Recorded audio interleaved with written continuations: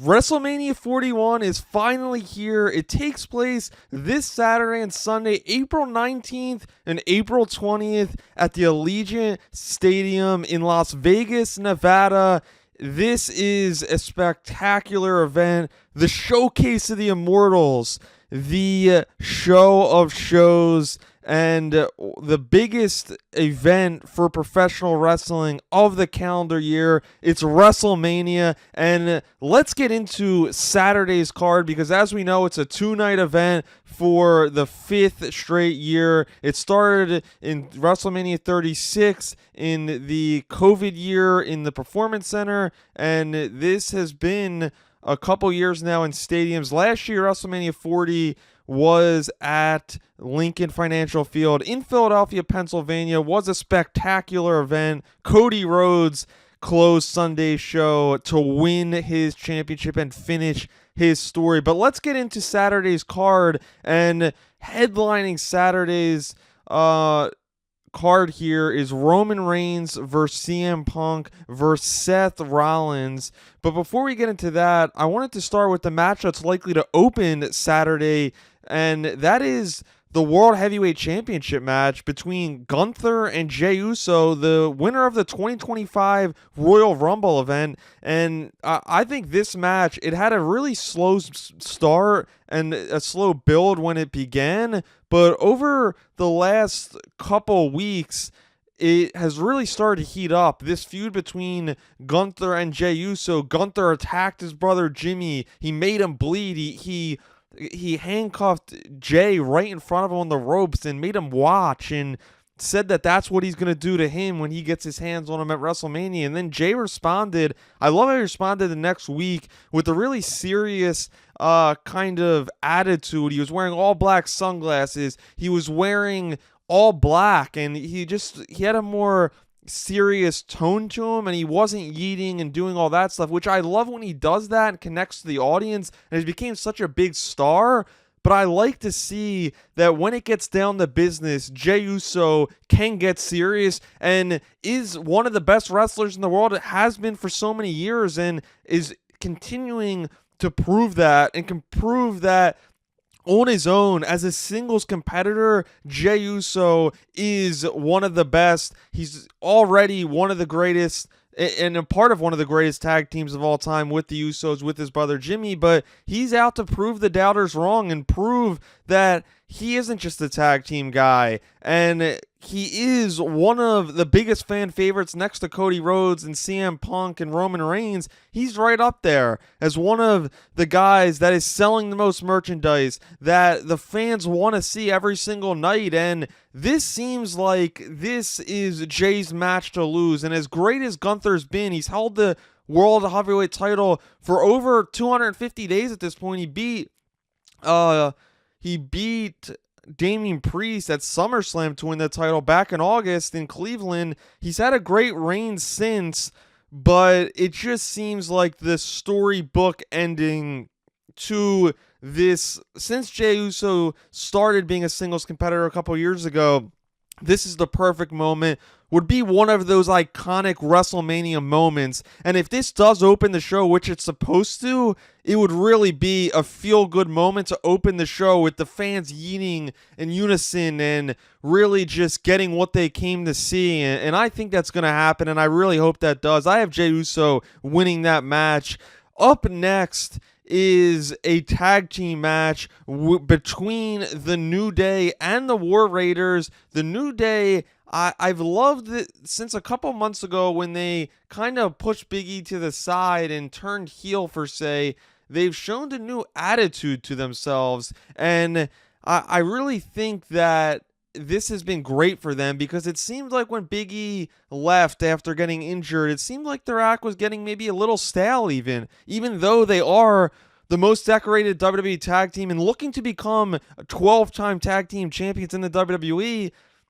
Every team and every character reaches its breaking point, like we saw with John Cena, and I think New Day, they reached that, and now they don't wear the super bright colors. They wear the dark colors, and they have the new entrance music, and they're not kind of playing off the fans. They're proving to the fans that they don't need their support, that they are one of the best and maybe the best tag team. And I still think that I think this feud between the War Raiders, they had a match a couple weeks ago, and the War Raiders got disqualified, a little bit of a chair usage, and I think that this, although the build's been a little bit weird, I would say, that this match just got put together a little bit over a week ago, I think when it gets down into the ring, this is going to be a fantastic match. I mean, the War Raiders are just, Eric and Ivar, these guys, for bigger guys as well, I mean, the way they move, they're so agile, they do flips, they jump off the top rope, and they really just terrific in-ring wrestlers. And the New Day, as we know, I mean, they're just as good as it gets as a team. And both of these groups just work so well as a team, and they've been a team each for so many years. Although the War Raiders, I've loved since they reunited after injury, I think the New Day is going to win this one. I got the New Day becoming 12-time tag team champions and winning this match. But I think this could be one of the best matches of Saturday for sure. Up next is Rey Mysterio versus El Grande Americano, which may or may not be Chad Gable, as we know. This match got put together also in the last week or so. It's a little bit weird because Chad Gable doesn't get a match as his normal character, but gets it in this kind of gimmicky one for that. But it's great to see Rey Mysterio on WrestleMania. He always puts on a show, and even over 50 years old, I mean, this guy is just one of the best that we've ever seen. In this matchup, I'm going to go, my prediction is Rey Mysterio, just because El Grande Americano is the heel. It's still not really Chad Gable, so if, it's not that character, so even if he loses, he could still say, Chad Gable didn't lose that match. But I would like to see Rey Mysterio get one more on the big stage. Up next, Jade Cargill taking on Naomi. This has been a really heated blood feud, one of the longest. This feud's been going on for over a month at this point. Really a heated feud. Jade Cargill's first match in over 4 months at this point after she was out and now returned, and first match at a premium live event for that. But I got Jade Cargill winning this one without a doubt. She is the superstar. Naomi is a former champion, but it seems like her career is coming is not reaching its peak, and it seemed like Jade is doing just so. I think Jade has big things in our future. I think she's going to be a future women's champion. But up next, it's LA Knight, it's Jacob Fatu. This is a show-stealing match. It has that potential. LA Knight, since he's won the title back over a month ago, he's just such a fan favorite, such an electric personality, great in the ring. Jacob Fatu, since he's debuted this year, he has just been a rocket ship. This guy has just skyrocketed to the top of WWE very quickly. But I think this is the moment that Jacob Fatu, the Samoan werewolf, gets his first gold, and I think it just elevates him to a whole different level. And although this is good, I see a future world champion in Jacob Fatu. I think he is that good, and I think LA Knight, the next move for him is not the U.S. title, but I think he should be going for the world heavyweight title over on Monday Night Raw. I would love to see that. The next title match is Tiffany Stratton taking on Charlotte Flair, and this is a match that has started to heat up a lot in the last few weeks. A couple comments that were quite personal said between both of them, and although Charlotte did return and win the Women's Royal Rumble, Tiffany Stratton is the one benefiting the most out of this matchup, and she can gain the most from this because Tiffany Stratton's facing a legend. To me, the greatest women's wrestler of all time in Charlotte Flair, and although she's not done by any means, Charlotte I still think is in her prime.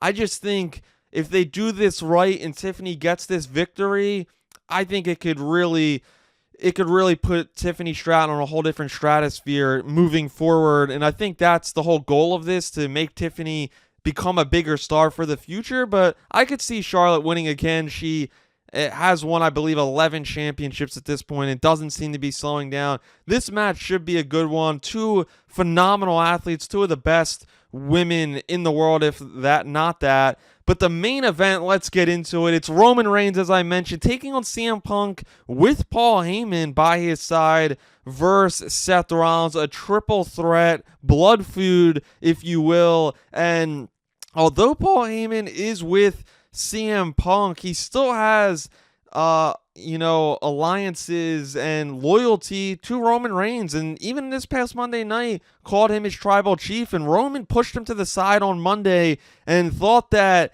he kind of is being stuck in the middle of this favor. He didn't ask for any of this. He didn't want to deal with any of this stuff with CM Punk and Heyman.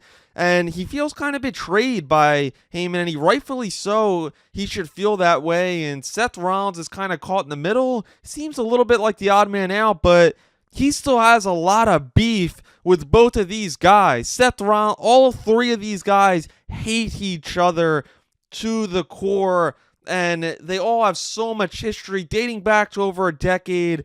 Seth Rollins hitting Reigns with the chair on Monday night was just cinema. Flashbacks to 2014, just unbelievable. But to me, the winner of this match is going to be the next guy, and has to be the next guy to fight for the title, because there's no title on the line. It seems like Paul Heyman might be on the line himself. Who leaves with him? Although Roman Reigns has been on a cold streak, and I've debated this back and forth who wins this, I just think this is CM Punk's first main event match at WrestleMania. I feel like this has to be his moment, so I would go with CM Punk to win this match. That's my prediction. Although I could see any three of these guys winning, I probably would put Reigns as my number 2 to win this match over Rollins. But I think these guys will fight each other maybe one-on-one. Again, I don't think it's over between any of these guys moving forward, because Punk and Rollins still and will always, it seems like, hate each other. They've only faced off once one-on-one at the Raw on Netflix, and Reigns hasn't fought either one-on-one for a long time. But yeah, it's really interesting because I think something crazy needs to happen to end the show. I originally thought that Heyman will leave with Roman Reigns. There's some talk about maybe Heyman could even leave with Seth Rollins. I don't see that happening, because I just think he's too synonymous with the other two guys.